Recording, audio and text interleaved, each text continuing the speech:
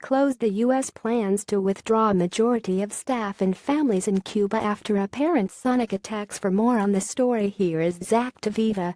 BUZZ60. It's a tale fit for a sci-fi novel. 21 diplomats in Cuba suffer from symptoms like hearing loss and brain damage.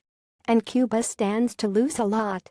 The mysterious hearing loss and mild brain damage suffered by some of the 21 diplomats and staffers from the U.S. Embassy in Cuba has left medical doctors and scientists scratching their heads.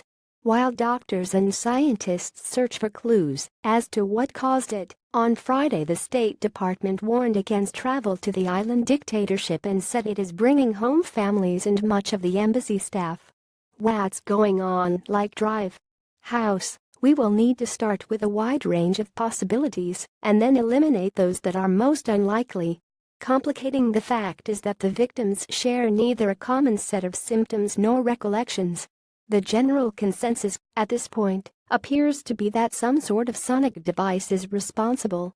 The idea is that, like a laser, but with sound waves, a device blasted highly targeted noises at individuals, often at nighttime. More designer babies won't be a fad. It's too hard to create them. More Scott Gottlieb is right choice to lead FDA column. The trouble with this explanation is that it doesn't explain all of the observations. A good medical or scientific theory should account for everything. In this case, not everybody heard noises. And brain damage from a loud noise that isn't from an explosive blast is unlikely. Are there other possibilities investigators should be considering? Many causes can certainly be ruled out. Hearing loss can occur naturally from aging, blood clots, and infections, but the notion that 21 people simultaneously and independently developed a bizarre medical condition is simply impossible to believe. The only other possibility is an environmental exposure. Since not every person remembers hearing loud noises, is there a way to damage a person's hearing with something other than sound? Yes. A heavy metal or a chemical solvent could do it. Lead or mercury poisoning can cause hearing loss. However, other symptoms should accompany heavy metal poisoning. People who suffer lead poisoning can also experience mood disorders, but this symptom wasn't mentioned. Likewise, those with mercury poisoning experience muscle twitches and atrophy, but these symptoms weren't mentioned either.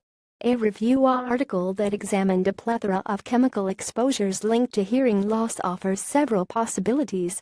Chronic occupational exposure to organic solvents, usually by inhalation or skin absorption, has been linked to hearing loss. Certain types of antibiotics or anti-cancer drugs can cause hearing loss, as can a large dose of aspirin. If the diplomats share meals together, it is a distinct possibility that somebody poisoned their food. Does chemical poisoning explain all the known symptoms, even for those victims who heard noises in the middle of the night? Possibly. Chemical solvents can cause nerve damage, which can manifest in different ways. With auditory nerve damage, some people might experience ringing tinnitus, and others might find certain noise frequencies excruciatingly intolerable, while others barely notice. More in protests, NFL comes together for one of its most powerful days policing the USAA. Look at race, justice, media. The last question investigators must determine is if the exposure was accidental or intentional. As a poor nation with relatively low environmental standards, it is entirely within the realm of possibility that the diplomats were accidentally exposed to an environmental contaminant. Indeed, some of the victims stayed in a recently renovated hotel. Of course, most observers are suspicious of foul play. It is thought that Cuba deployed nerve agents against Angolans in the 1970s, so chemical warfare is not out of the question. Totalitarian regimes all over the world stockpile and deploy chemical weapons. So far, Raul Castro has been surprisingly open and cooperative in his response to the crisis, going so far as inviting the FBI to investigate in Havana. This lends credence to his claim that Cuba had nothing to do with what appears to be an attack on U.S. diplomats. The outcome of the investigation will have far-reaching diplomatic consequences for Cuba. If the island nation was involved, Cuba's rapprochement with America will be short-lived. Dr. Jamie Wells is a pediatrician and director of medicine at the American Council on Science and Health.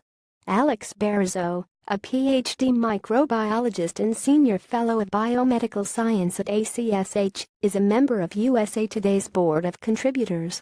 Read or share this story to psusa.ly to xgree.